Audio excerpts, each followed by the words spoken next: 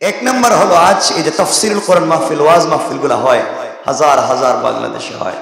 এই তাফসীরগুলা মাহফিলগুলাকে আমরা অনেকেই নাটকের মঞ্চ বানিয়ে ফেলেছি, কৌতুকের মঞ্চ বানিয়ে ফেলেছি, গানের মঞ্চ বানিয়ে ফেলেছি, ঠিক না? 10 মিনিট কথা বলার সময় গানের কলি বলতে হয়, কেউ গানের কলি বলতেছে, কেউ নাটক করতেছে, কেউ কৌতুক করতেছে। অথচ আগেকার বুজুর্গ উলামায়ে কেরাম তারা স্টেজে বসে কথা বললে পাবলিকের দিল গলে যেত, কান্নায় ভেঙে পড়তো, আর হাসতে হাসতে এখন তারা প্যান্ডেল থেকে বাইরে যায়। কথা বলেন না কেন? মিজাজ নষ্ট হয়ে গিয়েছে, মানুষের আসর নষ্ট হয়ে গিয়েছে, কোরআনের তাসির হচ্ছে না। এর একমাত্র কারণ আমি যে কথা বলতেছি, আমি আগে ভালো মানুষ হতে পারিনি, আমি ভালো মানুষ হতে পারিনি, আমি ভালো মানুষ হতে পারিনি, এজন্য আমার কথায় পাবলিকে আসর হচ্ছে না। এজন্য আওয়ালান আমি এবং আমরা যারা কথা বলবো, আমাদের উচিত হচ্ছে আমাকে আগে ভালো মানুষ হওয়া লাগবে, ঠিক আছে না? আগে ভালো মানুষ হওয়া লাগবে। আমরা যেন এই যে 1-2 ঘন্টা তুমি সময় পেয়েছ, পৃথিবীর এত সুন্দর জায়গা, খাবার ছাড়া, কোনো কাজ ছাড়া, ঘর বাড়ি ফেলে দিয়ে, দামি বিছানা বাদ দিয়া মানুষ এসে খড় খেটায় বসে থাকে ওয়াজ শোনার জন্য। এখানে আমরা গান বলি, কৌতুক করি, সিনেমার নায়ক নায়িকাদের নাম বলে। কসম রব্বে পাকের জাতের, আমার জীবনে আমি বুকে হাত দিয়ে বলতে পারি, কেন আমার ঘরে তো কোনো রেডিওই ছিল না, টেলিভিশন তো বহুত বহুত দূর কা বাত হয়। তা আমাদের জীবনে তো এগুলো কল্পনাও করতে পারিনি, কল্পনাও করতে পারিনি। খেলাধুলা, গান, কৌতুক, নাটক, সিনেমা, এগুলো চিন্তাও করতে পারিনি। আর আজকাল কি স্টেজে উঠে কোন কোন গায়কের বাড়ি কোথায়, বাচ্চা কয়টা, বিয়ে করছে কয়টা, বিয়ের আগে বাচ্চা হয়েছে কয়টা, ওরে আল্লাহ, সিরিয়াল বলতে বলতে মনে হয় তাফসীর শুরু করছে। এগুলো আছে না নাই বলেন? কি হচ্ছে সমাজে? আমি তাফসীরের কথা বলছি। কি হয়ে গেল আমাদের তাফসীর মাহফিলগুলো? আগেকার মানুষ শান্তি পেত না, শান্তির জন্য ওয়াজে যেত, শান্তির জন্য মসজিদে আসতো। এখানে আসলেই রবের রাসূল তো বলেছেন, আলাইকুম বিমুজালাসাতিল উলামা, তোমরা উলামায়ে কেরামের মজলিসে বসো, এটা আমি রাসূলের মজলিস, তাদের চেহারার দিকে তাকাও। তোমরা আমি রাসূলের চেহারার দিকে তাকালে যেমন সগীরা গুনাহ মাফ, আমার উলামায়ে কেরামের মজলিসে বসে তাদের চেহারার দিকে তাকালেও সগীরা গুনাহ মাফ হয়ে যায়। এটাই তো ছিল সুন্নাহ, এটাই তো ছিল দ্বীন। আমরা বহুত খারাপ হয়ে গিয়েছি। এজন্য আমার জন্য দোয়া করবেন, আমিও যেন ভালো মানুষ হইতে পারি। তো আজকে ওয়াজের মঞ্চগুলাকে নাটক, কৌতুক, সিনেমা এগুলা বানিয়ে ফেলেছি, ভুয়া কথা বলে সময় নষ্ট করি। ইভেন এখন কর্তৃপক্ষ তো খারাপ হয়ে গেছে। ওয়াজে এখন এমন হয়েছে, ওয়াজে বিভিন্ন নেতাদেরকে বক্তৃতার সুযোগ দেওয়া হয়, এরা এসে হুজুরের ওয়াজ বাদ দিয়ে এরা বক্তৃতা করে। কথা বলেন না? আর এমন বক্তৃতা করে দেখা যায় যারা এতক্ষণ ওয়াজ শুনে সুবহানাল্লাহ বলছে, নেতার বক্তৃতা শুনে হাততালি দিচ্ছে না। তো কি হইলো? ওয়াজের কাজটা হইলো। আর এখন তো আমি নিজেও, আমি জীবনে কল্পনা করি, এখন দেখি ওয়াজে অতিথি করা হয় মহিলাদেরকে, মহিলারা এসে বক্তৃতা করে ওয়াজে, মহিলারাও এসে ওয়াজে বক্তৃতা করতেছে, বিসমিল্লাহ কইয়া ওয়াজ নসিহত করতেছে। আপনারা বলেন, পুরুষদের মজলিসে মহিলারা কথা বলা হালাল না হারাম? জায়েজ না না জায়েজ? ইসলাম কি কখনো সাপোর্ট দিয়েছে এটা? ইসলাম বলেছে নারীর কথাগুলাও পর্দা, নারীর বয়সও পর্দা, প্রয়োজন ব্যক্তি রেখে তারা কথা বলতে পারবে না মানুষের সামনে, পুরুষের সামনে। আর যারা ওয়াজের, আমি রাজনীতির কথা বলতেছি না, ওয়াজের শেষ পর্যন্ত আসতে আসতে লিমিটেড ওয়াজের মঞ্চের কথা বলছে, দুনিয়ার কোন মঞ্চের কথা বলছে না, ওয়াজের মঞ্চের কথা বলছে। লিমিটেড জায়গা, প্রাইভেট একটা এরিয়া, এখানেও এখন দেখা যায় নারীরা বক্তৃতা করে, এবং কর্তৃপক্ষ পুস্টারেও নাম দেয় মহিলাদের, তারা এসে বক্তৃতা করে যান, ওয়াজ নসিহত করেন, আপনাদেরকে শোনান। আচ্ছা আপনারা বলেন, এগুলা খুব সহিহ? হ্যাঁ, এখন তো শুনছি বিভিন্ন জায়গায় নাকি মহিলারা ওয়াজ করে। আল্লাহ জানে এটা ঠিক বললাম নাকি?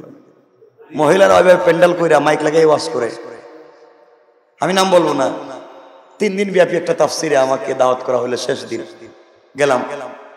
প্রোগ্রাম তো আমি করব, তো পোস্টারে দেখলাম 3 দিন ব্যাপী প্রোগ্রাম হয়েছে, ঠিকই ভালো ভালো আলোচনা করছে। আমি শেষের দিন গেছি রাত্র, এমন পোস্টারের নিচে দেখি বিশাল বিশাল 3-4 জন মহিলা বক্তার নাম লেখা। জিজ্ঞাসা করলাম এরা কোন সময় ওয়াজ করবো? কারা সারাদিন ওয়াজ করছে এই মাইকে, সারাদিন এখানে এরাই ওয়াজ করছে। তো দিন আমি বুঝাতে চাচ্ছি, ও যে দিনের কথা যে বুঝাবেন, দিনের কথা বলবেন, যিনি বললেন উনি হালাল কাজ করলেন না হারাম কাজ? বলেন না। হযরত ওসমান গনি শহীদ হয়ে যাবেন, শাহাদত, রক্ত পড়তেছে, মরে যাবেন। স্ত্রী কান্না করতেছেন, তিনি বলছেন স্ত্রী তুমি কান্না করো না, তোমার কান্নার আওয়াজটা যদি বড় হয়ে যায় তাহলে পাবলিক শুনে ফেলবে আর আমি দায়ুস হয়ে জাহান্নামে যাব।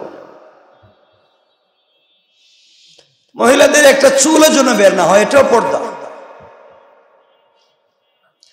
এগুলো আমি বলেছি। নবীজির কাছে একজন অন্ধ সাহাবী আসলেন, আব্দুল্লাহ ইবনে উম্মে মাকতুম, অন্ধ, চোখে দেখেন না। নবীজির কাছে আমাদের মায়েরা বসা, উম্মাহাতুল মুমিনিন। নবীজি বললেন তোমরা চলে যাও, আমার অন্ধ সাহাবী আসতেছে, তোমরা যাও। একজন উম্মাহাতুল মুমিনিনের মধ্যে একজন বলছেন ইয়া রাসূলুল্লাহ, উম্মে মাকতুম, আব্দুল্লাহ ইবনে উম্মে মাকতুম তো দেখে না, ও তো চোখে দেখে না, ও থাকলে কেন না থাকলে কি? নবীজি বললেন সে দেখে না তো ঠিক আছে, তোমরা কি দেখো না? আল্লাহু আকবার বললেন। ইসলাম কত সুন্দর জায়গা ছিল, আমরা আজ এগুলোকে নষ্ট করে দিয়েছি, সমাজ ব্যবস্থা নষ্ট হয়ে যাচ্ছে। আল্লাহ আমাদেরকে হেফাজত করুক, পড়েন আমিন, বলেন আমিন। আমাকে কি ভুল বুঝবেন না, আমি বললাম এগুলা দরকারি কথা বললাম। আমি পৃথিবীর আর কোনো কথা বলছি না। বলতে বলতে সে ওয়াজের, এগুলা যদি না বলি তাহলে এখন তো ওয়াজের মঞ্চে মহিলারা কথা বলতেছে। কয়দিন পরে এসে মসজিদে বলবো হুজুর জুম্মার মাইকটা দেন, একটু জুম্মার আগে ওয়াজ করে দেই, জুম্মার আগে ওয়াজ করে দেব। আমার কথা খারাপ পাইলেন আপনারা? আজকে আমরা ইসলামের মূল বিধানগুলা বাদ দিয়ে, ইসলামের মৌলিক শিক্ষা বাদ দিয়ে আমরা আমাদের মন গড়া কিছু শিক্ষাকে ইসলামিক শিক্ষা বলে চালিয়ে দিচ্ছি সমাজে। আমাদের মন গড়া চলাফেরা করি এবং সেটাকে ইসলাম বানাবার চেষ্টা করি। আমরা কোনো ভুল করি, ভুল করার পরে সেই ভুলকে ঠিক করার জন্য আরো ভুল করি। বুঝতে পারলাম?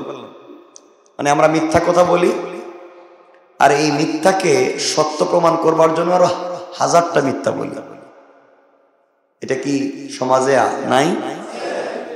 আচ্ছা, এজন্যে সত্য সব সময় সত্য।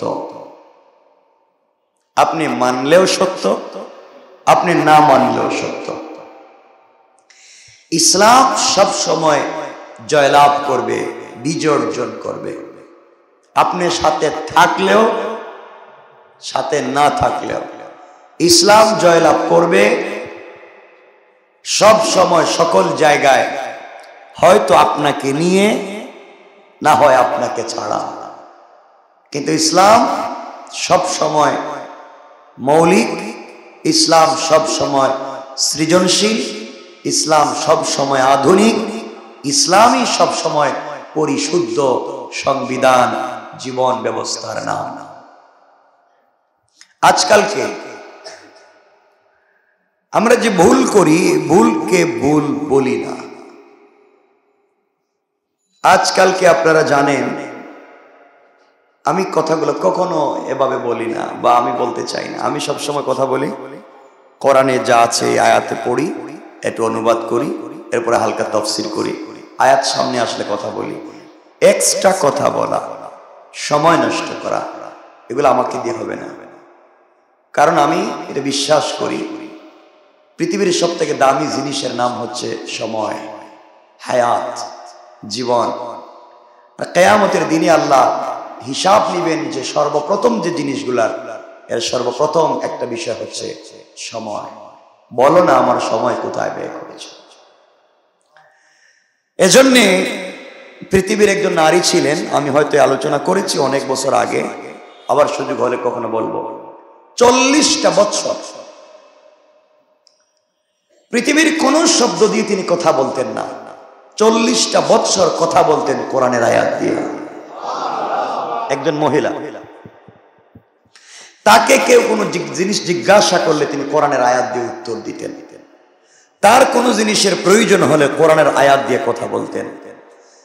তিনি কোথাও রাস্তায় বের হয়ে সফরে গেলে কোরআনের আয়াত দিয়ে কথা বলতেন। তিনি বুঝাতে চাইতেন, সময় দিয়েছেন আল্লাহ, কথা বলবার যোগ্যতা দিয়েছেন আল্লাহ, আমার একটা কথাও যেন কোরআনের বাহিরে না হয়, আমার একটা মিনিটে যেন কোরআন তিলাওয়াতের বাহিরে না হয়। এজন্য আমি চিন্তা করি, রব যদি আমাকে বলেন তুমি যে কোরআনের কথা বললা পাবলিক জানলো কিনা, সত্য তুমি বলেছো না গোপন করে করে বলেছো, নিজের যেটা নিজের দরকারি এই কথাগুলো বলছো আর কিছু গোপন করে করে বলছো। রব যদি আমাকে জিজ্ঞাসা করেন আর আমি যদি সত্যি এমন শয়তানি নাফরমানি করে থাকি, তাহলে আমি এত তাহাজ্জুদ গুজার হয়া আর এত নামাজ রোজা করে জান্নাতে যাওয়ার সুযোগ নেই। এজন্যে সর্বপ্রথম চেষ্টা করি আওয়ালান আমাকে, যে আমি যে কথাগুলো বলি এটা যেন শুধু কথাই হয় কোরআন এবং সুন্নাহ এবং ইতিহাস থেকে, মানুষের কল্যাণের জন্য, উপকার ছাড়া ভিন্ন কোনো কথা যেন আমার থেকে তৈরি না হয়। এরপরে বলতে হচ্ছে আজকে দুটা কথা। এক নম্বর হলো, আজ এই যে তাফসীরুল কোরআন মাহফিল, ওয়াজ মাহফিল গুলা হয়, হাজার হাজার বাংলাদেশে হয়, এই তাফসীর মাহফিল গুলাকে আমরা অনেকেই নাটকের মঞ্চ বানিয়ে ফেলেছি, কৌতুকের মঞ্চ বানিয়ে ফেলেছি, গানের মঞ্চ বানিয়ে ফেলেছি, ঠিক না? 10 মিনিট কথা বলার সময় গানের কলি বলতে হয়, কেউ গানের কলি বলতেছে, কেউ নাটক করতেছে, কেউ কৌতুক করতেছে। অথচ আগেকার বুজুর্গ উলামায়ে কেরাম তারা স্টেজে বসে কথা বললে পাবলিকের দিল গলে যেত, কান্নায় ভেঙে পড়তো, আর হাসতে হাসতে এখন তারা প্যান্ডেল থেকে বাইরে যায়। কথা বলেন না কেন? মিজাজ নষ্ট হয়ে গিয়েছে, মানুষের আসর নষ্ট হয়ে গিয়েছে, কোরআনের তাসির হচ্ছে না। এর একমাত্র কারণ আমি যে কথা বলতেছি, আমি আগে ভালো মানুষ হতে পারিনি, আমি ভালো মানুষ হতে পারিনি, আমি ভালো মানুষ হতে পারিনি, এজন্য আমার কথায় পাবলিকে আসর হচ্ছে না। এজন্য আওয়ালান আমি এবং আমরা যারা কথা বলবো, আমাদের উচিত হচ্ছে আমাকে আগে ভালো মানুষ হওয়া লাগবে, ঠিক আছে না? আগে ভালো মানুষ হওয়া লাগবে। আমরা যেন এই যে 1-2 ঘন্টা তুমি সময় পেয়েছ, পৃথিবীর এত সুন্দর জায়গা, খাবার ছাড়া, কোনো কাজ ছাড়া, ঘর বাড়ি ফেলে দিয়ে, দামি বিছানা বাদ দিয়া মানুষ এসে খড় খেটায় বসে থাকে ওয়াজ শোনার জন্য। এখানে আমরা গান বলি, কৌতুক করি, সিনেমার নায়ক নায়িকাদের নাম বলে, কসম রব্বে পাকের জাতের, আমার জীবনে আমি বুকে হাত দিয়ে বলতে পারি, কারণ আমার ঘরে তো কোনো রেডিওই ছিল না, টেলিভিশন তো বহুত বহুত দূর কা বাত হয়।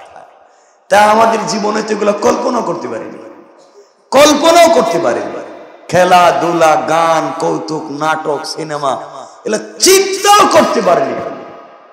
আর আজকাল কি স্টেজে উঠে কোন কোন গায়কের বাড়ি কোথায়, বাচ্চা কয়টা, বিয়ে করছে কয়টা, বিয়ের আগে বাচ্চা হয়েছে কয়টা, ওরে আল্লাহ, সিরিয়াল বলতে বলতে মনে হয় তাফসীর শুরু করছে। এগুলো আছে না নাই বলেন? কি হচ্ছে সমাজে? আমি তাফসীরের কথা বলছি। কি হয়ে গেল আমাদের তাফসীর মাহফিল গুলা? আগেকার মানুষ শান্তি পেত না, শান্তির জন্য ওয়াজে যেত, শান্তির জন্য মসজিদে আসতো। এখানে আসলেই রবের রাসূল তো বলেছেন, আলাইকুম বিমুজালাসাতিল উলামা, তোমরা উলামায়ে কেরামের মজলিসে বসো, এটা আমি রাসূলের মজলিস, তাদের চেহারার দিকে তাকাও। তোমরা আমি রাসূলের চেহারার দিকে তাকালে যেমন সগীরা গুনাহ মাফ, আমার উলামায়ে কেরামের মজলিসে বসে তাদের চেহারার দিকে তাকালেও সগীরা গুনাহ মাফ হয়ে যায়। এটাই তো ছিল সুন্নাহ, এটাই তো ছিল দ্বীন। আমরা বহুত খারাপ হয়ে গিয়েছি। এজন্য আমার জন্য দোয়া করবেন, আমিও যেন ভালো মানুষ হইতে পারি। তো আজকে ওয়াজের মঞ্চগুলাকে নাটক, কৌতুক, সিনেমা এগুলা বানিয়ে ফেলেছি, ভুয়া কথা বলে সময় নষ্ট করি।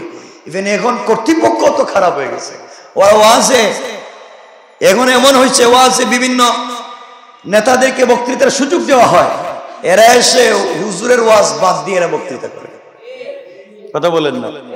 আর এমন বক্তৃতা করে দেখা যায় যারা এতক্ষণ ওয়াজ শুনে সুবহানাল্লাহ বলছে, নেতার বক্তৃতা শুনে হাততালি দিচ্ছে না। তো কি হইল? ওয়াজের কাজটা হইল। আর এখন তো আমি নিজেও, আমি জীবনে কল্পনা করি, এখন দেখি ওয়াজে অতিথি করা হয় মহিলাদেরকে। মহিলারা এসে বক্তৃতা করে ওয়াজে, মহিলারাও এসে ওয়াজে বক্তৃতা করতেছে, বিসমিল্লাহ কইয়া ওয়াজ নসিহত করতেছে। আপনারা বলেন, পুরুষদের মজলিসে মহিলারা কথা বলা হালাল না হারাম? জায়েজ না না জায়েজ? ইসলাম কি কখনো সাপোর্ট দিয়েছে এটা? ইসলাম বলেছে নারীর কথাগুলাও পর্দা, নারীর বয়সও পর্দা, প্রয়োজন ব্যতি রেখে তারা কথা বলতে পারবে না মানুষের সামনে, পুরুষের সামনে। আর যারা ওয়াজের, আমি রাজনীতির কথা বলতেছি না, ওয়াজের শেষ পর্যন্ত আস্তে আস্তে লিমিটেড ওয়াজের মঞ্চের কথা বলছে, দুনিয়ার কোন মঞ্চের কথা বলছে, ওয়াজের মঞ্চের কথা বলছে, লিমিটেড জায়গা, প্রাইভেট একটা এরিয়া, এখানেও এখন দেখা যায় নারীরা বক্তৃতা করে এবং কর্তৃপক্ষ পোস্টারেও নাম দেয় মহিলাদের, তারা এসে বক্তৃতা করে যান, ওয়াজ নসিহত করেন, আপনাদেরকে শোনান। আচ্ছা আপনারা বলেন এগুলা খুব সহিহ? হ্যাঁ, এখন তো শুনছি বিভিন্ন জায়গায় নাকি মহিলারা ওয়াজ করে, আল্লাহ জানে এটা ঠিক বললাম নাকি, মহিলারা ওইভাবে প্যান্ডেল কইরা মাইক লাগাই ওয়াজ করে। আমি নাম বলবো না, 3 দিন ব্যাপী একটা তাফসিরে আমাকে দাওয়াত করা হলো, শেষ দিন গেলাম, প্রোগ্রাম তো আমি করব, তো পোস্টারে দেখলাম 3 দিন ব্যাপী প্রোগ্রাম হয়েছে, ঠিকই ভালো ভালো আলোচনা করছে। আমি শেষের দিন গেছি রাত্র, এমন পোস্টারের নিচে দেখি বিশাল বিশাল 3-4 জন মহিলা বক্তার নাম লেখা। জিজ্ঞাসা করলাম এরা কোন সময় ওয়াজ করবো? কারা সারাদিন ওয়াজ করছে এই মাইকে, সারাদিন এখানে এরাই ওয়াজ করছে। তো দিন আমি বুঝাতে চাচ্ছি, ও যে দিনের কথা যে বুঝাবেন, দিনের কথা বলবেন, যিনি বললেন উনি হালাল কাজ করলেন না হারাম কাজ? বলেন না। হযরত ওসমান গনি শহীদ হয়ে যাবেন, শাহাদত, রক্ত পড়তেছে, মরে যাবেন, স্ত্রী কান্না করতেছেন, তিনি বলছেন স্ত্রী তুমি কান্না করো না, তোমার কান্নার আওয়াজটা যদি বড় হয়ে যায় তাহলে পাবলিক শুনে ফেলবে আর আমি দায়ুস হয়ে জাহান্নামে যাব। মহিলাদের একটা চুলের জন্য বের না হয়, এটাও পর্দা। এগুলো আমি বলেছি। নবীজির কাছে একজন অন্ধ সাহাবী আসলেন, আব্দুল্লাহ ইবনে উম্মে মাকতুম, অন্ধ, চোখে দেখেন না। নবীজির কাছে আমাদের মায়েরা বসা, উম্মাহাতুল মুমিনিন। নবীজি বললেন তোমরা চলে যাও, আমার অন্ধ সাহাবী আসতেছে, তোমরা যাও। একজন উম্মাহাতুল মুমিনিনের মধ্যে একজন বলছেন ইয়া রাসূলুল্লাহ, উম্মে মাকতুম, আব্দুল্লাহ ইবনে উম্মে মাকতুম তো দেখে না, ও তো চোখে দেখে না, ও থাকলে কেন না থাকলে কি? নবীজি বললেন সে দেখে না তো ঠিক আছে, তোমরা কি দেখো না? আল্লাহু আকবার বললেন। ইসলাম কত সুন্দর জায়গা ছিল, আমরা আজ এগুলোকে নষ্ট করে দিয়েছি, সমাজ ব্যবস্থা নষ্ট হয়ে যাচ্ছে। আল্লাহ আমাদেরকে হেফাজত করুক, পড়েন আমিন, বলেন আমিন। আমাকে কি ভুল বুঝবেন না, আমি বললাম এগুলা দরকারি কথা বললাম, আমি পৃথিবীর আর কোনো কথা বলছি না। বলতে বলতে সে ওয়াজের, এগুলা যদি না বলি তাহলে এখন তো ওয়াজের মঞ্চে মহিলারা কথা বলতেছে, কয়দিন পরে এসে মসজিদে বলবো হুজুর জুম্মার মাইকটা দেন, একটু জুম্মার আগে ওয়াজ করে দেই, জুম্মার আগে ওয়াজ করে দেব। আমার কথা খারাপ পাইলেন আপনারা? আল্লাহ আমাদেরকে হিফাজত করুক। আসুন, আল্লাহ বলেছেন ইউসিকুমুল্লাহু ফি আওলাদিকুম লিযাকারি মিসলু হাদ্দিল উনসায়াইন। রব বলেছেন আল্লাহ তোমাদেরকে তোমাদের সন্তানদের সম্পর্কে আদেশ করেন। কথাগুলো বুঝবেন, কে আদেশ করেন? আল্লাহ বলেন একজন পুরুষের অংশ 2 জন নারীর অংশের সমান। বিধানটা কার? আল্লাহ বললেন একজন পুরুষ পাবে 2 জন নারী যা পাবে এই পরিমাণ পাবে একজন পুরুষ। অর্থাৎ বাবার সম্পত্তিতে 2 বোন যা পাবে 1 ভাই তা পাবে, 1 ভাই তা পাবে। এটা বিধানটা কার? আল্লাহ। ইসলাম ঠকায়নি। আগেকার ইসলাম, পূর্ব ইসলাম আসার আগের যুগে নারীদের তো সম্মান ছিল না, নারীদের কলে সম্পত্তির ভাগ পাওয়া তো দূরের কথা, তাদেরকেই তো সম্পত্তি মনে করে বিক্রি করে দেওয়া হতো, ঠিক কিনা? তাদেরকে জীবন্ত কবর দেওয়া হতো। যাই হোক, ইসলাম বলেছে একজন পুরুষ পাবে 2 জন নারী যা পায় এই সমান। অতঃপর যদি শুধু নারী হয়, শুধু আওলাদ হয় নারী, আর সে দুইয়ের অধিক হয়, নারী হয় দুইয়ের অধিক, তবে তাদের জন্য ওই মালের 3 ভাগের 2 ভাগ যা ত্যাগ করে মরে, এবং যদি একজন হয় তবে তার জন্য অর্ধেক। মনে রাখবেন, যিনি মারা গেলেন তিনি শুধু 2 জন মেয়ে রাইখা গেলেন, তাইলে তার সম্পত্তিকে 3 ভাগের 2 ভাগ পাবে কারা? মেয়েরা। 1 ভাগ থেকে গেল। আর যদি একজনই মেয়ে রেখে যায় তাহলে সম্পত্তি পাবে অর্ধেক। সম্পত্তি পাবে, কথা বুঝেন নাই আমার মনে হয়। শুধু একজন মেয়ে রেখে গেছে, পুরা সম্পত্তি পাবে না অর্ধেক? বলেন। 2 জন মেয়ে রেখে গেছে, সম্পত্তি পাবে 3 ভাগের। ইসলাম সহজ করে দিচ্ছে। মৃত যিনি মরে গেলেন, মৃতের পিতামাতার মধ্য থেকে প্রত্যেকের জন্য তেজ্য সম্পত্তির 6 ভাগের 1 ভাগ যদি মৃতের পুত্র থাকে। যিনি মারা গেলেন তিনি পুত্র সন্তান রেখে গেলেন এবং রেখে গেলেন তার মা বাপ। কথা কি বুঝতে পারলেন? যিনি মারা গেলেন তিনি রেখে গেলেন তার পুত্র সন্তান এবং রেখে গিয়েছেন, বলেন না কাকে? মা বাপকে। তাইলে এই ব্যক্তির তেজ্য সম্পত্তির 6 ভাগের 1 ভাগ পাবে মা বাপ। 1 ভাগ কে পাবে?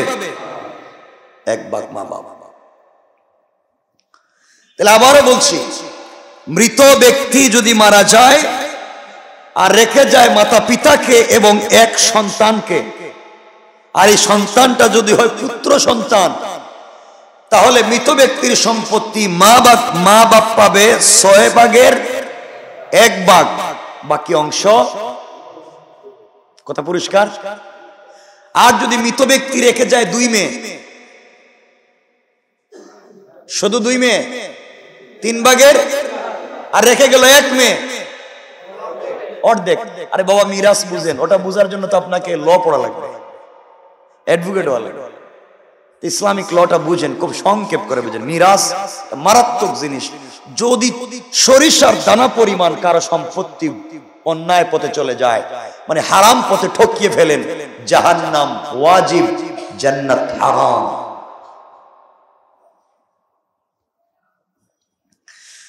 যদি যিনি মারা গেলে পুত্র না থাকে, পিতা মাতাই ওয়ারিশ হয়, তবে মাতা পাবে 3 ভাগের 1 ভাগ।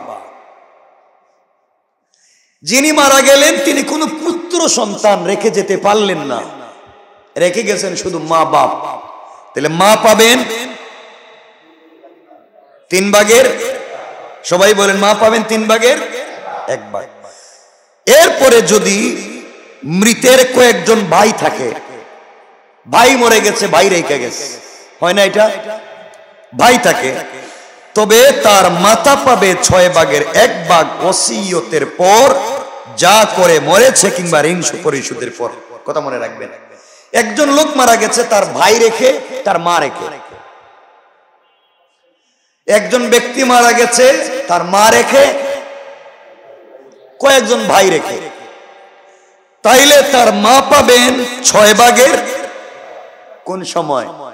মৃত ব্যক্তি যদি ওসিয়ত করে যায়, এই ওসিয়ত দেওয়ার পরে মৃত ব্যক্তির যদি ঋণ থাকে, ঋণ পরিশোধ করবার পরে, ওসিয়ত পুরা করবার পরে যে সম্পত্তি বাকি থাকবে, এর 6 ভাগের 1 ভাগ পাবে কে?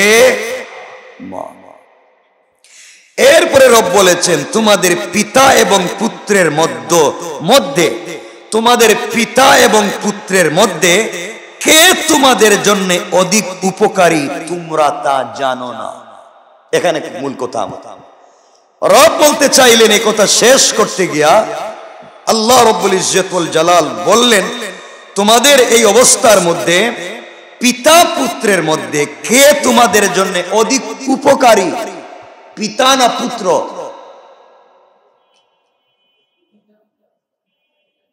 কে বলতে পারলেন না?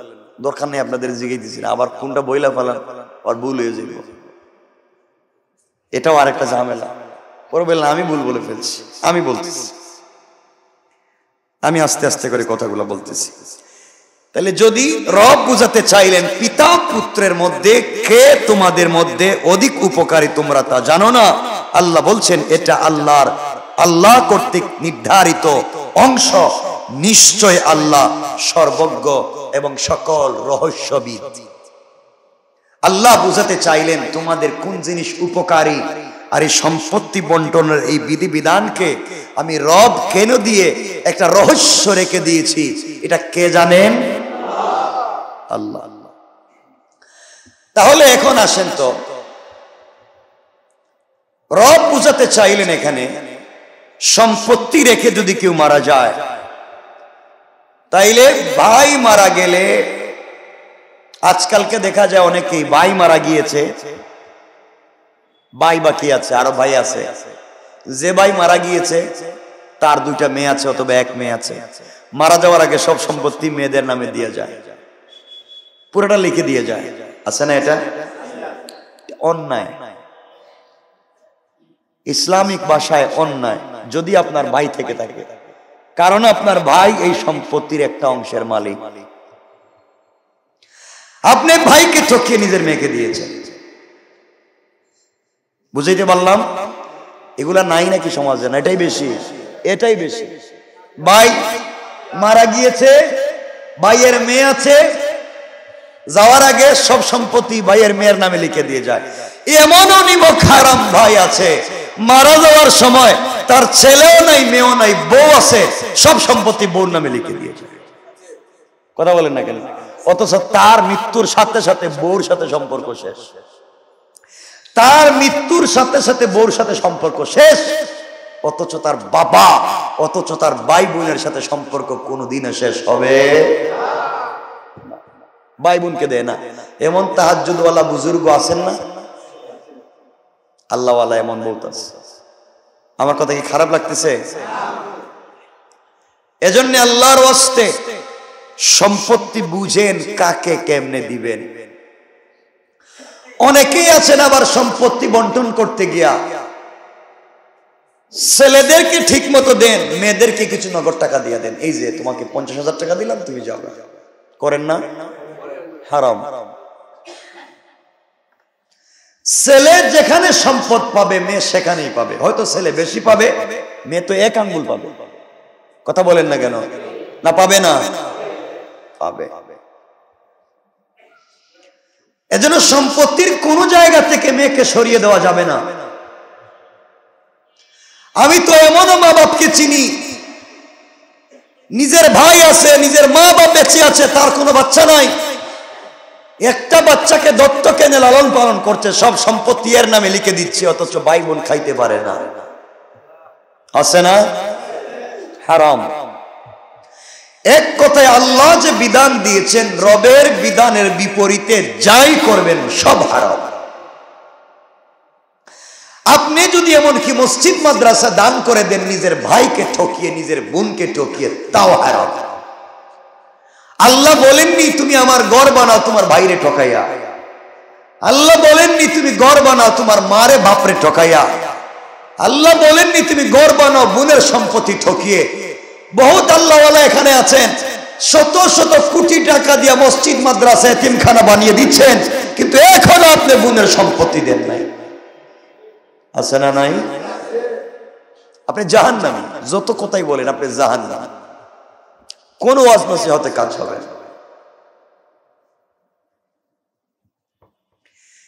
এজন্য আমরা যে ইবাদত করি, কারণ রব বলেছেন এটা হচ্ছে হকুল ইবাদ, এটা বান্দার অংশ, আর এটা কোরআনে রব বলে দিয়েছেন। আল্লাহ বলছেন ইউসিকুমুল্লাহু ফি আওলাদিকুম। সুতরাং এই কথা আমরা পরিষ্কার। বাবার যদি একটা ছাতা থাকে, ছাতা বুঝেননি কি? ছাতি। আর ভাই বোন যদি থাকে আর কেউ রাজি না হয়, এটা কে নিবে? এটা কাইটটা টুকরা করে দেওয়া লাগবে। এবং এমন বিচার আমার জীবনে চোখে দেখছি, এমন দুনিয়া আল্লাহ সন্তান রাখছে, 7 ভাই বোন, ছাতা কে নিব, কেউ রাজি না। এটা আমারা দো, এটা আমারা দো, পরে 7 টুকরা করে দিছে। কোন এটা কারো কারো কাছে কি একটা অংশ কোন উপকারে লাগছে? কিন্তু এমন সিরিয়াস, আমার টুকরাটা আমারই দে, কাজে লাগবে কিনা জানতে চাই। এজন্য আমাদেরকে সহনশীল হওয়া লাগবে, ছেড়ে দেওয়ার মন মানসিকতা তৈরি করা লাগবে। আর মনে রাখবেন, সম্পদের ব্যাপারে কেউ যদি আপনাকে জুলুম করে, আপনি ঠকলেন না, আপনি জিতে গেলে সে ঠকে গেল। ঠিক কিনা বলেন? সে ঠকে গেল নিশ্চয়। এজন্য বাবা, যাদের সম্পদ আছে ভালো করে বুঝে মিরাস বন্টন করবেন। ছেলেকে যেভাবে দিবেন, মেয়েকেও তার হক দিবেন।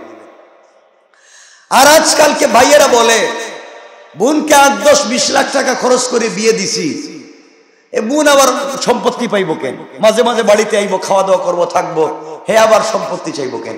যদি সম্পত্তি নিতেই হয় তাহলে আর বাড়িতে আসতে পারবে না। এটা কি তার বাড়ি? কথা বলেন না কেন? যে বাড়িতে থাকে এটা তো বাপের। তুমি যদি পাও তা আমিও পাই। কথা বলেন না কেন বাবা? বুঝতে চাচ্ছি ইনসাফ। ভাইয়েরা ঠকিয়ে খাইও না, ভাইয়েরা ঠকিয়ে খাইও না, বাবার বাড়ি ঠকিয়ে খাইও না। বাবা ঘর বানিয়েছেন, বাবা যাই বানিয়েছেন, তুমি যা পাও বোন তা পায়। আমাকে বলেন তো, সত্যিকার অর্থে বলেন, আপনারা যারা আসছেন এই জায়গায় কি আপনার 100% ক্লিয়ার? ছেলে মেয়েকে ঠিক মতো দিছেন? ভাই বোনকে ঠিক মতো দিছেন? কেউ দিছেন? একটু হাত তুলে দেখান যে আমি পারফেক্ট 100% বন্টন করে দিচ্ছি, আমার মাঝে কোনো ভেজাল নাই।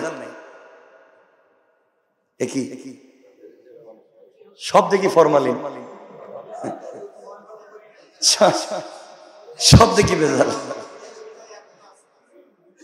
যখন করবেন তখন ঠিক মতো করবেন। চিন্তা করতেছি আমি, মহা কঠিন একটা সাবজেক্ট। আমরা বেশি কথা বলবো না, কিন্তু এখানে খুব গুরুত্বপূর্ণ কিছু কথা, সময় কম, আমি লম্বা কথা রেখে দিব প্রয়োজনে। এখন কথা বুঝবেন, আল্লাহকে ওয়াস্তে বাবা যা রেখে গিয়েছে, বাবার সমূহ সম্পত্তি, মায়ের সমূহ সম্পত্তি, ভাই যেখানে পায় বোন সেখানে পায়, হয়তো অংশ কম পায়। এটা পরিষ্কার? বলেন পরিষ্কার? এখন ভাই যদি দোকান পায় বোনও পায়, ভাই যদি মার্কেট পায় বোনও পায়। এখন বোন রে দিলেন ওই যে কি, এই যে না, ওই যে এটার নাম কি, বুড়িগঙ্গা নদীর মাঝখানে, বলি এটা আমার বাপ পায়, তুই বুড়িগঙ্গার মাঝখান, আর আমি ও আরির মাঝখান, হইল নিকুঞ্জ। অথচ আপনি তাহাজ্জুদ পড়েন, তসবিহ পড়েন, একবারে বড় বুজুর্গ হয়ে গেছেন, বোনকে ঠকিয়ে লাভ নাই, বোনকে ঠকিয়ে লাভ নাই, তার সম্পত্তি দিয়ে দিবে। মূল কথা হচ্ছে, শুরুতে যেটা বললাম, পুরুষ পাবে 2 অংশ, মেয়ে পাবে 1 অংশ। এখানে অনেক সুশীল আছে, বুদ্ধিজীবী আছে, তারা বলে ইসলাম নারীকে ঠকিয়েছে। নাউজুবিল্লাহ বলেন। আরে পৃথিবীর কোন ধর্মই তো নারীকে সম্পদ দেই নাই। এমন ধর্ম তো ছিল যেই ধর্মে স্বামী মারা গেলে স্ত্রীকেও পড়ে মরতে হইতো। কথা বলেন না কেন? আমি নাম বলার দরকার নাই। এই সতীদাহ প্রথা ছিল কি ছিল না? ছিল। স্বামী মরে গেছে, তুমি মরে যাও। এমন ধর্ম আছে যে বিয়ের রাত্রেই স্বামী মারা গেছে, বউ যতদিন বাঁচবে না বিয়ে করতে পারবেন না, সারা জীবন এভাবে থাকা লাগবে। কিন্তু ইসলাম বলেছে না, তোমার পছন্দ হয়েছে তুমি বিয়ে করে নাও। ঠিক বললাম না? ইসলাম এত স্বচ্ছ। ইসলাম নারীকে ঠকায়নি। দেখেন, ইসলাম নারীকে দিয়েছে, ভাই পাবে 2 অংশ, বোন পাবে 1 অংশ। বাবার সম্পত্তি থেকে বোনকে দিয়েছে 1 অংশ। আবার এই নারীকে যখন সে বিয়ে হয়ে যায় যৌবনে, তখন স্বামীর কাছ থেকে পূর্ণাঙ্গ একটা মোহর পায়। এটা 100% সে মালিক। কয় অংশ হইল? কয় অংশ? 2 অংশ। এই মহিলার যদি সন্তান মারা যায়, সন্তানের যদি সম্পত্তি থাকে, মা মালিক। না মালিক না? এই মহিলা যদি স্বামী মারা যায়, স্বামীর সম্পত্তির একটা অংশের মালিক না মালিক না? স্বামীর সম্পত্তি মহিলা পাইল, ছেলের সম্পত্তি মহিলা পাইল, বাবার সম্পত্তি মহিলা পাইল, আবার মোহরও পাইল। অংশ পাইল কয়টা? আর ছেলে পাইল কয়টা? দুইটা। দেখেন, বাবার কাছ থেকে সম্পত্তি যেটা পাইছে মেয়ে, এটা ইনটেক রেখে দেওয়া। কারণ যতদিন পর্যন্ত মেয়ের বিয়ে না হবে ততদিন পর্যন্ত মেয়েকে ভরণ পোষণ করে সৎ পাত্রস্থ করা বাবার উপরে ফরজ। তাইলে মেয়ের এই টাকা খরচের কোন খাত বলেন না? খাত নাই, থাইকা গেল বাবার সম্পত্তি। স্বামীর ঘরে যাওয়ার পরে স্বামী যতদিন বেঁচে থাকবেন স্ত্রীকে ভরণ পোষণ করে হালাল পন্থায় ঘরে রেখে খাওয়ানো ফরজ। তাইলে স্বামীর কাছ থেকে যে মোহর পাইল, এটা খরচের কোন খাত বলেন না? নাই। স্বামী মারা যাওয়ার পরে এই মহিলার যদি সন্তান থাকে, সন্তানের উপরে ফরজ মাকে ভরণ পোষণ করতে হবে। এখন স্বামী মরে যাওয়ার পরে স্বামীর যে সম্পত্তি পাইল, এটা খরচের কোন খাত আছে? তিন খাত ইনটেক। সন্তান মারা গেল, সন্তান মারা যাওয়ার পরে সন্তানের যে সম্পদ মা অংশ পায়, এইটারও কোনো খরচের অংশ নাই। ইসলাম বুঝাবে যেই মহিলার স্বামী নাই, যেই মহিলার সন্তান নাই, যেই মহিলার মা নাই, যেই মহিলার ভাই নাই, যেই মহিলার বাবা নাই, এই মহিলার ভরণ পোষণ করা রাষ্ট্রের উপরে ফরজ। এখন বলেন, তার 4 খাতের সম্পত্তি ব্যয় করার কোন খাত আছে? সব থেকে যায়। আর সংক্ষেপ করে বলতেছি, ছেলেকে দিয়েছেন 2 অংশ। কয় অংশ বলেন না? 2 অংশ দিয়া বলছেন, শুনো, তুমি বিয়ে করবা তোমার অংশ থেকে, বড় হয়ে গেছে, বাবার উপরে ফরজ না। তুমি অসুস্থ হইলে খরচ করবা এই অংশ থেকে, তোমার বউ বাচ্চা হইলে এদেরকে খাওয়াইবা ওখান থেকে, মা বাপ অসুস্থ হইলে খাওয়াইবা ওখান থেকে, বোন তার স্বামীর বাড়ি থেকে তোমার বাড়িতে আইলে খাওয়াইবা ওখান থেকে, সামাজিক যত কাজ কাম দেখবো ওখান থেকে। এক কথায় দুনিয়ার যা করা লাগে সব করবো ওখান থেকে। তাকে দিলেন 2 অংশ আর খাত দিলেন 1000টা। কথা বলেন না কেন? ওর আসেনি কিছু? কথা বলেন না? আছে কিছু? কিচ্ছু নাই। আর মহিলারা দিলেন 4 অংশ, ওর খাতই নাই। তাইলে মহিলারে কম দিয়া ঠকাইছেন না তাকে বেশি দেওয়া হয়েছে? কথা বলেন। আর ছেলের 2 অংশ দেওয়ার পরে কি সব ঠিক আছে না তার উপরে খরচের খাত বেশি? মার ঔষধ দেও, বাবার ঔষধ দেও, আত্মীয় স্বজন দেখো, সমাজ দেখো, নিজেরও দেখো, নিজের বউ বাচ্চা দেখো, মসজিদ মাদ্রাসা দেখো, যা আছে সব দেখো। এখন চিন্তা করেন, মহিলা কম পাইছে না বেশি পাইছে?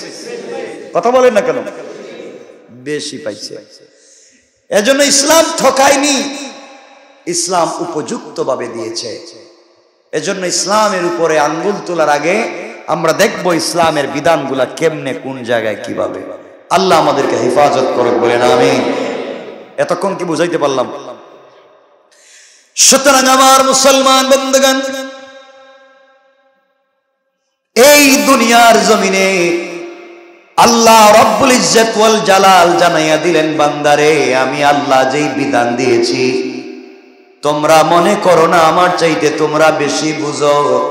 তোমরা যদি আমার চাইতে বেশি বুঝতে তাইলে তোমরা তোমাদেরকে বানাতে পারতে। আমি কিন্তু তোমাদেরকে বানিয়েছি, আমি অবশ্যই তোমাদের চাইতে বেশি বুঝি। হক কাকে কখন কোথায় দেওয়া লাগবে এটা আমি আল্লাহ জানি। কিন্তু বান্দা আমি যেভাবে বলেছি তোমরা তো সেভাবেও দাও না, আরো বেশি বেশি পাবলিক রে ঠকাও।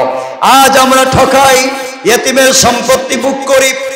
এর আগের আয়াতে আল্লাহ বলছেন, ইন্নাল্লাযীনা ইয়াকুলুনা আমওয়ালাল ইয়াতামা যুলমান ইন্নামা ইয়াকুলুনা ফি বুতুনিহিম নারা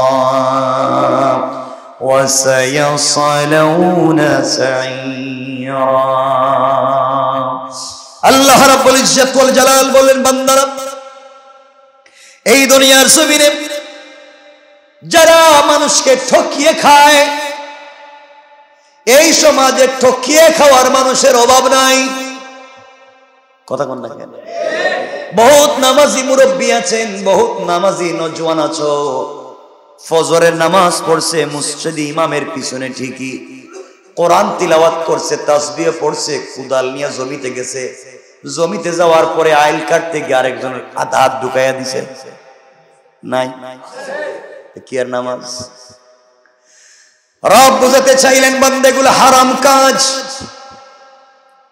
এগুলো সব হারাম কাজ, নিজেকে আগে বুঝাও। আল্লাহ বললেন, যারা অন্যায় ভাবে ঘুরাইয়া টেবিলের নিচ দিয়া খায়, আছে না নাই? অন্যায় ভাবে ঘুরিয়ে ফিরিয়ে যারা খায়, আমি আল্লাহ সহজ করে সত্য বলে দিয়েছি কেমনে খাবে। কিন্তু যারা ঘুরিয়ে ফিরিয়ে 2 নম্বরই করে শয়তানি নাফরমানি করে খায়, আল্লাহ বললেন তারা তাদের পেটে একমাত্র আগুন ছাড়া আর কিছুই ঢুকায় না। আল্লাহ বললেন, ইয়াকুলুনা আমওয়ালাল ইয়াতামা যুলমান ইন্নামা ইয়াকুলুনা ফি বুতুনিহিম নারা। আল্লাহ রাব্বুল ইজ্জত ওয়াল জালাল বললেন, তারা তাদের পেটে জাহান্নামের আগুন ছাড়া আর কিছুই ঢুকায় না। নাউযুবিল্লাহ।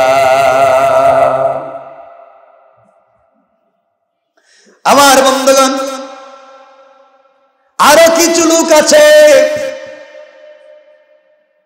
নিজে বিদেশে চলে যাচ্ছে, সম্পদ বেশি করে ফেলেছে, মনে করেছে আমি বিদেশে গেলে আমার ভাই আমার বোন আমার সম্পত্তি দখল করবে, এতিম বাচ্চাদের নামে উল করে দেয়, করে নাকি? 18 বছর পর্যন্ত এর উপরে মামলা না চলবার ব্যবস্থা করে দেয়। আপনি যতগুলা কৌশল করবেন, অন্যায় পথে শুধু মাথার মধ্যে আনবেন অন্যকে ঠকাবার। আল্লাহ রাব্বুল ইজ্জত ওয়াল জালাল বললেন, বান্দারে, দুনিয়া জমিনে সবথেকে বেশি ঠকবা তুমি, কোন ঠিক না? এই জন্যই সমাজের বহুত হাজার হাজার কোটি টাকার মালিক আছে,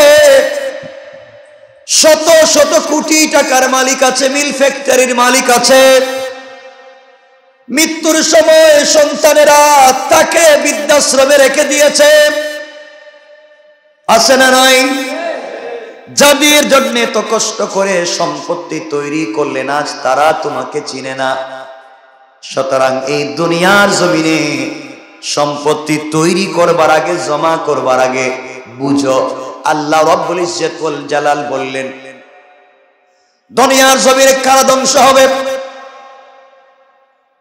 আল্লাহ বললেন, মুজামা ফাওয়াত।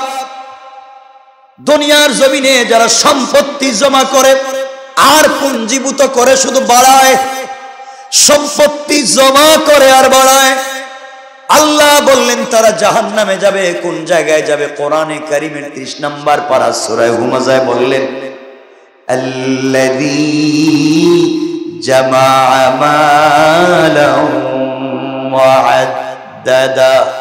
যারা সম্পত্তি জমা করে আর গণনা করে, যারা সম্পত্তি জমা করে আর বাড়াইতে থাকে, আল্লাহ বললেন তাদের এই সম্পত্তির ভিতরে সরিষার দানা পরিমাণ যদি হারাম ঢুকে যায়, বান্দা কখনো জান্নাতে যেতে পারবে না। কথা কি বুঝলেন আমার? এজন্য আপনি আমি যা সম্পত্তি করি, ও ভাই, সম্পদ যদি না থাকে আপত্তি নাই, কিন্তু সম্পত্তি যদি হয় গুনাহ নাই। হালাল পথে সম্পত্তি করো, হালাল পথে সম্পদশালী যারা, তারাও তো রাসূলের সঙ্গে জান্নাতে যাবে। শুধু যে সম্পত্তি হয়ে গেছে জাহান্নামে যাবে তা না, রব বলেছেন তারা যদি সম্পত্তিকে ঠিক মতো সম্পত্তিকে বুঝিয়ে দিতে পারে, সম্পত্তি হালাল পথে জমা করে, আর যার যতটুকু হক আছে পৌঁছে দেয়। আল্লাহ রাব্বুল ইজ্জত ওয়াল জালাল বললেন, লান তানালুল বিররা হাত্তা তুনফিকু মিম্মা তুহিব্বুন। আল্লাহ রাব্বুল ইজ্জত ওয়াল জালাল বললেন, আমি আল্লাহ যাদেরকে সম্পদশালী বানিয়েছি, তারা যদি তাদের প্রিয় সম্পদ থেকে আমার রাস্তায় দান না করে, তারা আমার প্রিয় হতে পারবে না। আর যারা দান করে দিল, তারা আমার কাছে পয়গম্বর সুলাইমানের মতো সম্মানী হয়ে গেল, আর রাসূলের ফকের সাহাবী হযরত ওসমানের মতো সম্মানী হয়ে গেল। সুবহানাল্লাহ। ওসমানের সম্পত্তি কম ছিল না বেশি ছিল? আব্দুর রহমান ইবনে আউফ একজন সাহাবী, আরেকজন সাহাবী সাঈদ ইবনে আব্দুর রহমান, তাদের এত বেশি সম্পত্তি ছিল, মারা যাওয়ার পরে তাদের স্বর্ণের টাকার কুড়াল দিয়ে কাটতে, কুড়াল তো চিনেন, কুড়াল বুতা হয়ে যেত, কিন্তু সম্পত্তি শেষ হতো না। এত সম্পত্তি ছিল তাদের। সম্পত্তি নিয়ে কি করছেন? তারা টাকা দিয়ে জান্নাত কিনছেন, তারা সম্পত্তি দিয়ে জান্নাত কিনছেন, রবের রাস্তায় দান করে দিয়েছেন, জান্নাত কিনে ফেলছেন। আর আমরা টাকা হলে জাহান্নাম কিনি। কথা বলেন না কেন? আজকালকে যাত্রা গানের সভাপতি যে তাফসীর মাহফিলের সভাপতি সে। আমার আশ্চর্য আফসোস হয়, আমার তো এমন আশ্চর্য আফসোস হচ্ছে, আমার যদি সুযোগ থাকতো যে কথাগুলো যদি বাদ দিয়ে আমি বাঁচতে পারতাম, তাহলে বাদ দিয়ে দিতাম, কিন্তু আল্লাহর কাছে ধরা পড়ে যাব। আল্লাহ বলবেন, কি রে কথা বলা বাদ দিয়ে দিলে কেন? এর জন্য বলি আর কি আফসোসের কথা। এই যে 18 তারিখ, এই তো 18 তারিখ না বিশ্বকাপ ফাইনাল? 18 তারিখ। আমি কেমনে জানলাম? দেখেন, আমার 3টা প্রোগ্রাম ছিল 18 তারিখ, 2টা দাওরায় হাদিস মাদ্রাসা প্রোগ্রাম। 18 তারিখ আমার টেলিফোন দিয়ে বলছে, হুজুর ওয়াজ তো করা যাবে না মনে হয়। সমস্যা কোন জায়গায়? হুজুর এদিন তো খেলা। তো খেলার সাথে তোমার ওয়াজের সম্পর্ক কি? খেলার সাথে তোমার ওয়াজের সমস্যা কি? তোমার প্রোগ্রামে যারা আসবে তারা তো খেলাধুলার জন্য আসবে না, খেলতে বসার জন্য আসবে, লাহওয়াল হাদিসের জন্য আসবে না, দিন শিখতে আসবে। হুজুর যারা সভাপতির প্রধান অতিথি বানাইছে এরা কেউ আইতো না, এরা কইছে আমরা থাকতাম না। যে বেচারা বিশ্বকাপ খেলার দিন খেলা দেখবার জন্য ওয়াজের মজলিসে সভাপতি হয়েও যাইতে চায় না, এদেরকে তো রাস্তাঘাটে রিক্সা ড্রাইভারের রিক্সা গাড়ি চালাইবার মতো সম্মান দেওয়া যায় না, ঠিক কিনা বলেন? চালাইবার সম্মান দেওয়া, এর কোনো ইজ্জত আর কোয়ালিটি সমাজে নাই। কোন লজ্জায়, কোন বিবেকে এদেরকে সভাপতি বানানো হয়, এদেরকে প্রধান অতিথি বানানো হয়? আমি বোঝাতে চাচ্ছি আমাদের দিনটা গেল কই, আমাদের ইসলামটা কোন জায়গায় গিয়ে পড়ছে চিন্তা করার জন্য বলতেছি। কোন জায়গায় গিয়ে পড়ছে? আরে এমনও তো আছে, আল্লাহ মাফ করো, আমার কানে শোনা, কানতে কানতে ইমাম সাহেব বলছে, হুজুর আমার মসজিদের কাছেই যে খেলা হচ্ছে, আজানের সময় ঘোষণা করে দেওয়া হয়েছে আজান যেন না দিই, মাইকে যেন আজান না দিই। আল্লাহর ডাক, আল্লাহর আহ্বান বন্ধ করে দিচ্ছে খেলার জন্য। এখানে খেলা হচ্ছে, আজান মাইকে দেওয়া যাবে না। নাউজুবিল্লাহ বলেন। আর কোন জায়গায় গেলে অধপতন হবে দিনের, আর কোথায় গিয়ে পৌঁছে গেছে? আপনারা কি চিন্তা করতেছেন বিষয়গুলা? যে আমাদের নামাজ, আমাদের ইবাদত আমাদেরকে জান্নাতে যে নিবে না, আমরা কত খারাপ হয়ে গেছি। এই জন্য মনে রাখবেন, আল্লাহকে ওয়াস্তে দুনিয়া যেখানে যাক, কে কি করলো আমাদের যায় আসে না। ইসলাম, কোরআন, সুন্নাহ ব্যতি রেখে কোন পন্থা এই সমাজের শান্তির পন্থা হতে পারে না। এই জন্য বিনোদনের বহুত পথ আছে। আমি আশ্চর্য, আমি চিন্তা করলাম যে খেলার জন্য ওয়াজ হবে না। আপনার চিন্তা করতেছেন, যদি বস্তু ওয়াজের জন্য খেলা হবে না, খেলার জন্য ওয়াজ হবে না, তারিখটা পাল্টাইয়া দেন। আচ্ছা আপনারা কোন কি তারিখ দেওয়া যায়? কেন? মানে বুঝাতে চাচ্ছি আমাদের দিমাগ, আমাদের চিন্তা এই মাদ্রাসায় পড়ে এই বাচ্চাগুলা, আপনারা বলবেন হুজুর মাদ্রাসা হয়তো বিপদে পড়ে গেছে, কমই বাধ্যতামূলক এটা করতে হবে। বিপদের চিপায় পড়ে কি এর ইসলাম? রাসূল সাল্লাল্লাহু আলাইহি ওয়াসাল্লাম তো আপনার আমার চাইতে কম বিপদে পড়ছেন, কথা বলেন না কেন? সাহাবায়ে কেরাম আপনার আমার চাইতে কম বিপদে পড়ছেন, তার জীবন পর্যন্ত দিয়েছেন। ইমাম আহমদ ইবনে হাম্বলকে তো বাদশা বলছে কুরআন মাখলুক, কুরআন আল্লাহর সৃষ্টি, এই কথা স্বীকার করলেই তোমাকে ছাড়া। ইমাম আহমদ ইবনে হাম্বল বলছেন আমার জীবন যদি চলে যায় আমি একবার বলবো না কোরআন মাখলুক। আল্লাহু আকবার। বাদশা একটা বেত্রাঘাত করতো, চামড়া উঠে যেত, ফিনকি দিয়ে রক্ত বের হতো, বলেন নাই কোরআন মাখলুক।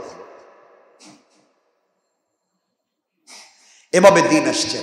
সুতরাং আল্লাহর ওয়াস্তে আমরা দিন শিখবো, বলেন ইনশাআল্লাহ, বলেন ইনশাআল্লাহ। আজকে কথা এতটুকুন থাকুক।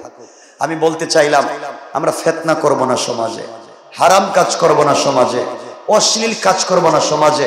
দুহাত জোড় করে বলছি, বাবা আমল কম করো, বেশি দরকার নেই, আমল কম করো, একেবারে কম করো, তাও সহিভাবে করো, ইখলাসের সাথে করো, সহিভাবে করো। 1 লাখ টাকা দান করতে বলছেন, 1 টাকাই দেও, ইখলাসের সাথে দেও। কারো সাথে তুমি উপকার করতে পারতেছ না, ক্ষতি করবার চিন্তা করো না, এটাই তো সওয়াবের কাজ। আমল কম হোক, ফ্রেশ আমল হোক।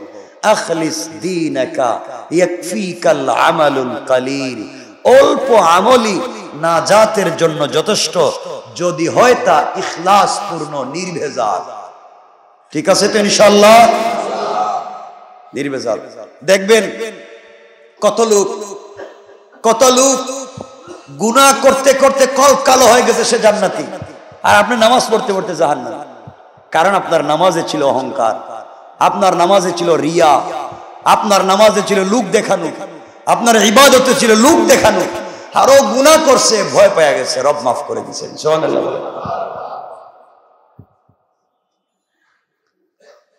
এজন্য আল্লাহর ওয়াস্তে আবারও বলছি, প্রত্যেক মানুষের কিছু পার্সোনালিটি থাকে, ব্যক্তিত্ব থাকে, আমাদের সবার এটা থাকা দরকার। এজন্য আমি আজকের থেকে আপনাদেরকে বলবো, একটা আমল পার্সোনাল করবেন, একবারে মনে করবেন এটাই আমার নাজাতের জন্য যথেষ্ট হওয়া চাই। প্রতিদিন সব সময় ছোট একটা আমল, এটা আপনি কন্টিনিউ করেন, পারবেন না ইনশাআল্লাহ? যে কোনো একটা আমল এটা কন্টিনিউ করে ফেলেন, যে এটাই আমি করব নাজাতের জন্য, বেঁচে থাকা পর্যন্ত বাদ দিব না। দেখবেন এটার কারণে আল্লাহ আপনাকে মাফ করে দিয়েছে, এটার কারণে। আল্লাহ আমাদেরকে কবুল করে, পড়েন আমিন।